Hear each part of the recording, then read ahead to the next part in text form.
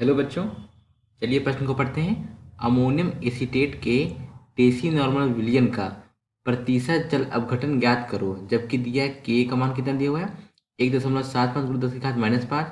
के बी का कितना मान दिया हुआ है 1.80 10 की घात -5। और के डब्ल्यू बराबर 1.0 गुणा 10 की घात -14। तो चलिए बच्चों देखते हैं मुख्य अवधारणा। मुख्य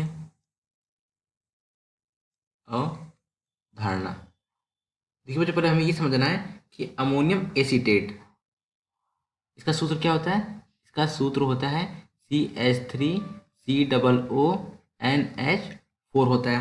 देखिए ये किसका मिश्रण होता है बच्चों, ये सॉल्ट होता है। ये क्या है, ये सॉल्ट है। किसका होता है ये होता है दुर्बल अम्ल, दुर्बल अम्ल तथा तथा दुर्बल क्षार का। दुर्बल अम्ल तथा दुर्बल क्षार का क्या होता है, ये सॉल्ट होता है। तो अब ये समझिए वीक एसिड वीक बेस का सॉल्ट हो गया। तो अब इसके लिए हमें क्या लिखना है, प्रतिशत जल अपघटन ज्ञात करना है।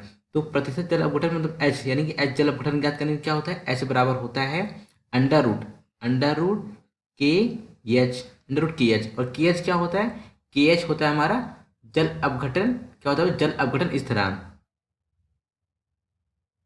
जल अपघटन स्थिरांक। तो के एच बराबर क्या होता है, के एच बराबर होता है के डब्ल्यू बटे के ए, गुणा के बी, जो कि मान हमें यहाँ पे दिया हुआ है। तो पहले हम क्या करेंगे, पहले हम यहाँ से के एच का मान निकालें, यानी कि जल अपघटन स्थिरांक का मान निकालेंगे। देन उसके बाद क्या करेंगे, हम यहाँ पे जल अपघटन के, ये जल अपघटन स्थिरांक है बच्चों, और ये क्या है जल अपघटन है, तो निकाल लेंगे। तो पहले हम क्या करते हैं, के एच का मान निकाल लेते हैं।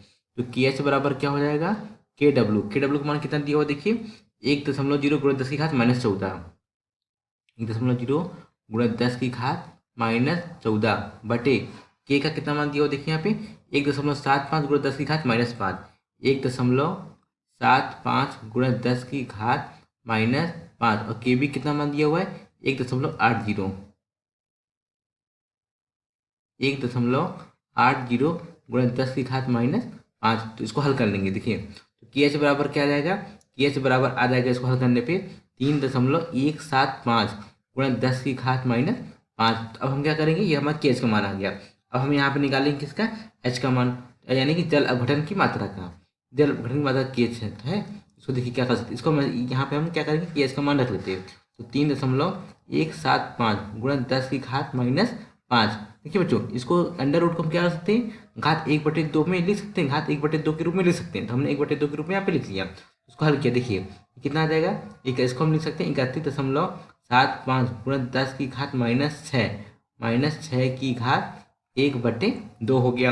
यहाँ पे एच बराबर क्या हो जाएगा, एच बराबर हो जाएगा 5.63 गुणा 10 की घात -3 हो गया।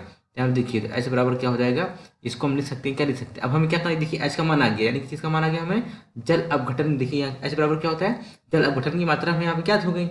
तो अब हमें क्या करेंगे, प्रतिशत में निकालना है। तो प्रतिशत में निकालने के लिए हम क्या करेंगे, 100 से गुणा करेंगे। तो 5.63 गुणा 10 की घात -2 गुणे 100, इसको हल करने पर क्या आ जाएगा 5.63 गुणा 10 की घात -1। तो एच बराबर क्या आ जाएगा, एच बराबर आ जाएगा 0.56%। क्या आ गया, 0.56%। ये किसका मान आ गया बच्चों, ये आ गया हमारा जल अपघटन की, जल अपघटन क्या आ गया, जल अपघटन का मान आ गया, जल अपघटन की मात्रा का आगे मान आ गया।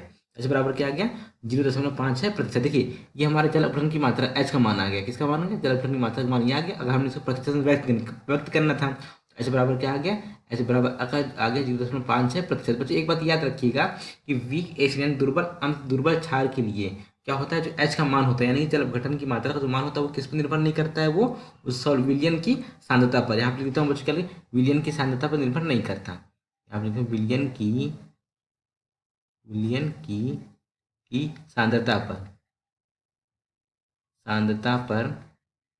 निर्भर नहीं करता, निर्भर नहीं करता। तो बच्चे यहाँ पे जल अपघटन की कितना आ गया 0.56%। आशा करते हैं आपको समझ आया होगा। धन्यवाद।